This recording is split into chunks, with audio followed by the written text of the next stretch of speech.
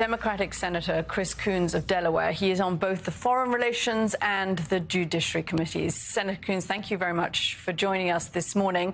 A whole load of things that we want to talk to you about this morning, including, of course, the debate about the debates. But I want to start with yesterday, which was the third anniversary of the withdrawal of American forces from Afghanistan. You've heard the criticism from Donald Trump. It was there in our package earlier. Do you feel that there is any better response that Vice President Harris and Joe Biden, indeed, could be giving on this anniversary to the criticism that this was mishandled by the Biden-Harris administration and that there has not been, on this anniversary, more of an overt expression of remorse from the White House? Look, Katie, I was at Dover Air Force Base with President Biden when the families of the 13 Americans fallen in that tragic incident were there to greet and welcome home their loved ones, their remains. And no one is as committed to comforting and supporting and sustaining veteran families in moments of grief and day in and day out than President Biden. The PACT Act is the most significant investment in veteran health care in American history, something that the Biden-Harris administration shepherded through Congress and then he signed into law. And as General H.R. McMaster himself has said, former President Trump bears a fair amount of responsibility for the timing and the type of withdrawal that we ultimately went through to get out of Afghanistan, a 20-year conflict. I think there's plenty of responsibility to go. I'm sorry, I'm hearing feedback. Forgive me. I do think there's plenty of responsibility for what was a tragic incident. What matters to me is who better respects America's veterans than those who've served. And as you know, former President Trump recently, shockingly, said that he thought the Congressional Medal of Honor was not that significant because the folks who earned it had died in action or were all shot up, when comparing a medal that he gave to a donor to a medal that is earned by America's service members for valor and sacrifice. Okay, handle like a pro, by the way, on the feedback. Thank you for doing that. Tell us if you can. Tell us if you have problems carrying on. But since we're on H.R. McMaster and something he had, we just had a discussion, I'm sure you heard at the beginning of this program just now, about something he said to America's European allies about how basically they should get over it about their fears of Donald Trump being re-elected to a second term. Would that be your advice to America's allies were Donald Trump to win in November? My advice to the American people is take seriously the fact that Donald Trump's former Secretary of Defense, National Security Advisor, Chief of Staff, and Vice President have all in different settings said that he belongs nowhere near the White House again. And I understand and respect why our allies around the world are gravely concerned about what a return of Donald Trump to the White House would mean. If nothing else, it would certainly mean chaos and unpredictability. He continues to undermine our alliances and our partnerships. His principal focus in talking about NATO, which is a vital and important alliance that contributes to American security and prosperity, is to criticize the contributions of our NATO allies as if somehow NATO is a protection racket rather than a security alliance.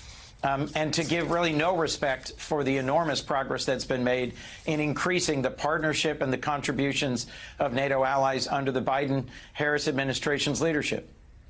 Senator Coons, let's turn to the Middle East. Talks still ongoing in Cairo, but no deal yet for a ceasefire and hostages release. There seems to be both sides dug in. And your assessment here, what more needs to be done? And do you feel like that both Hamas, but also Israeli Prime Minister Netanyahu are putting a deal at the forefront of their agenda? Do they want to make this happen?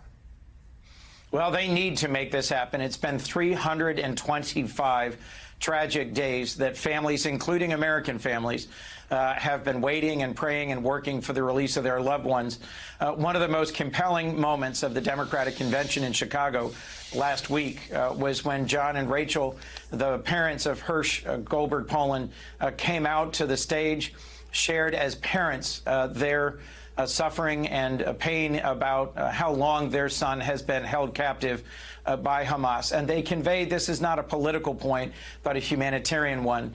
I was encouraged that there was a somber and reflective and emotionally supportive audience given to them by the tens of thousands of folks in the United Center. I've met with them many times since I first met with them in Tel Aviv in October of last year. I do think that Prime Minister Netanyahu needs to put at the very front of his agenda a ceasefire and hostage release. But it is Hamas, after all, that launched the attack on October 7th, that continues to hold the hostages, and that has the most to gain from an end to the fighting in Gaza. Brett McGurk stayed back in Cairo. The talks have been described as constructive.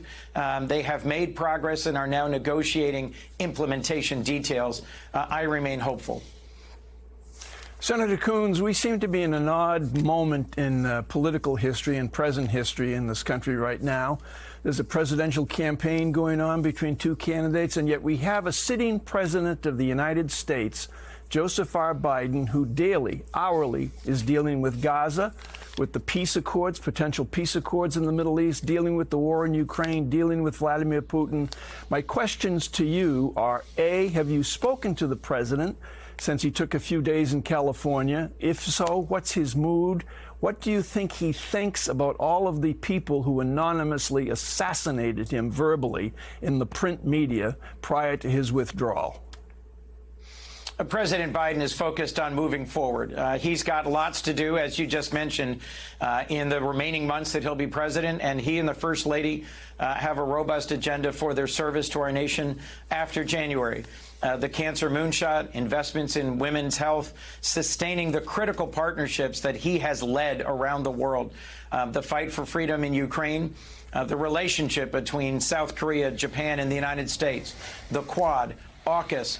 He has led some remarkable security and diplomatic progress in the Indo-Pacific, in Europe, in the Middle East, and in the rest of the world. And frankly, the contrast between former President Trump and Vice President Harris in their worldview and their preparedness to serve our nation as Commander-in-Chief could not be more stark. I thought the best part of Vice President Harris's acceptance speech in the convention was how she described the challenge and the opportunity in the Middle East. I thought she stuck the landing, as you would say, in a post-Olympics world, as she talked about our place in the world, her commitment to our having the most lethal and effective fighting force in our armed forces, and a commitment to Palestinian self-determination alongside a commitment to Israeli self-defense and right to exist and right to be at the head of a new partnership that will secure the Middle East. So I thought we came out of the convention in great shape. I know that our president, Joe Biden, is looking forward to the difference that he can make in the remaining months. And I'm optimistic, given our recent conversations, about how he sees the campaign and the months ahead. All right. Democratic Senator Chris Coons of the great state of Delaware. Senator, thank you for joining us this morning. Thank you.